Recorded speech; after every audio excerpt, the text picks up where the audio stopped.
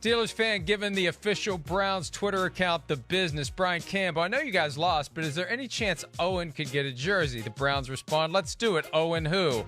Owen 1, said Brian Campbell. Let's go Steelers. Oh, and apparently, my gosh. Brian Campbell got blocked. That is amazing. That's the best part. All right, well done. Well done, Brian Campbell and Owen. Sad news yesterday.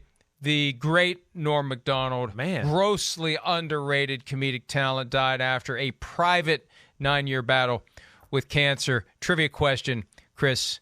Oh, you're asking me. I'm asking you, right? All right. All right. Well, you've seen like the famous clip, right, of his like iconic performance with Burt Reynolds as Turd Ferguson on SNL, right? Yes. The Celebrity Jeopardy, right? Do you know who the other two characters were on either side of him from that? I knew one right off the bat, but I'm not sure if I knew the other. Well, here's the problem. And this doesn't count as cheating. This is just accidental preparation. Yeah. Because I watched it this morning while I was shaving. Right. I saw the clip, and I like to multitask, and I watched the clip. Sean Connery, and the other one I would have never gotten in a million years, French Stewart, was, and I think it was Jimmy Fallon, a very young Jimmy Fallon playing French Stewart, who was one of the characters on Third Rock from the Sun. That's who French Stewart was. That's right. I couldn't remember who the hell that was either. Okay, so there we go. Good job. I mean, that was a classic moment, certainly. And, man, I just couldn't believe that about Norm Macdonald when I saw that yesterday. Crazy. I had no idea that's what he was dealing with. So R.I.P. to him, like you said. I have watched so many Norm Macdonald clips since yesterday. The Norm Macdonald moth joke with Conan O'Brien is worth your 5 minutes. The Norm Macdonald ESPYs joke directed at Charles Woodson, but ultimately the backdoor slam of O.J. Simpson is perfect. And his back and forth with Larry King, where he's Bud Abbott and Larry King is Lou Costello, although Larry King doesn't realize it, is I've watched that 50 times. The timing, the wording, everything. It's like he scripted the moment to unfold the way that it did, and Larry King had no idea. All right, Kyler Murray. First one for me. I'm buying the hype. He stays healthy. He's going to be in the mix for Offensive Player of the Year and or MVP. It depends on how good the Cardinals are to be MVP. But he's my favorite player to watch. I'm buying it completely. He's back. He's better than ever, and I can't wait to see what he does all season long. Yeah, he's special. I mean, he really is. It's amazing some of the things he does out there. I mean, it's like he's like the road runner running back there sometimes. You just can't catch him. He's just like, beep, beep, I'm going over here. Beep, beep, I'm going over there. It's amazing. All right. I'm going to go with Jameis Winston. I am. I'm going to buy the hype on Jameis Winston and the Saints. You know, the way it looked, and I just think the way their football team is built, Sean Payton, I just got too much faith in him. I'm going to go there because, you know, Sean Payton, even early in the game, like, he managed Jameis Winston.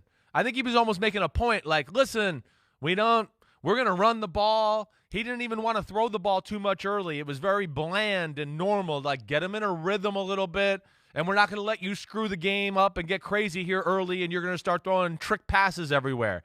So I really expect Jameis Winston to play really well this year, and I think that's his first good lesson in, wait, I don't need to do, you know, crazy stuff with this football team. If I just play within myself, this damn coach is going to dial up a few shots for me to take downfield, and I'll hit them, and everybody will think I'm a superstar. So I'm buying it.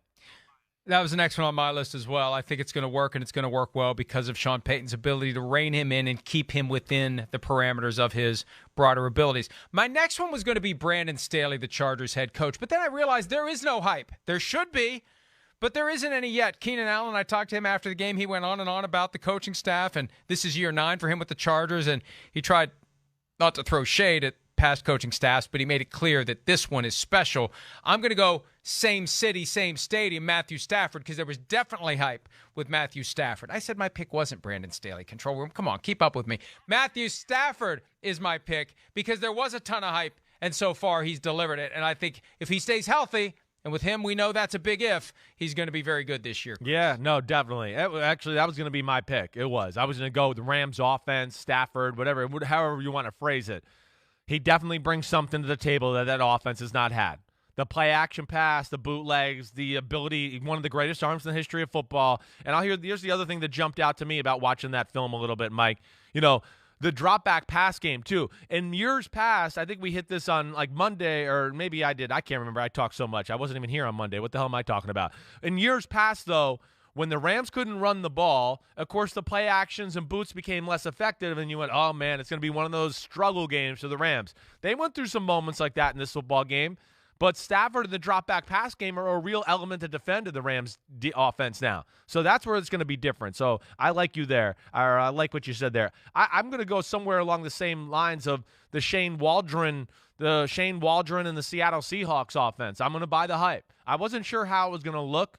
I wasn't. But, man, the way they ran the ball, the way the game was called in general, they got this Dwayne Eskridge kid who's like their speed sweep guy. He is I liked him coming out in the draft. I talked about him on my pod a few times. He's got one of those guys, got 2 or 3 rockets up his butt. He's from Central Michigan or Eastern Michigan, one of those directional Michigan schools. But I like the way it looked. And, of course, the aggressive shots down the field with those weapons is going to be a part of their offense. So I'm buying the hype on the Seahawks. I'm going to surprise you with my last one. And this one has no hype, but it should have more. But I'm going to begin the campaign here as we approach the 1-year anniversary of his unfortunate encounter with Dr. Needle. We got to wake up to Tyrod Taylor. Yeah. We got to understand that this guy's a damn good quarterback. He's had some unfortunate circumstances. He was the starter in 2018 in Cleveland. He gets injured week 3 in that Thursday night game against the Jets. It opens the door for Baker Mayfield. No more Tyrod Taylor. Last year, he's the starter. And the way Anthony Lynn was talking, he was going to be the wall-to-wall starter all season long. Right. Dr. Needle enters 5 minutes before kickoff week 2, and there goes Tyrod Taylor. He's the guy. Unless Deshaun Watson all of a sudden decides to show up and play, he's the guy. He stays healthy.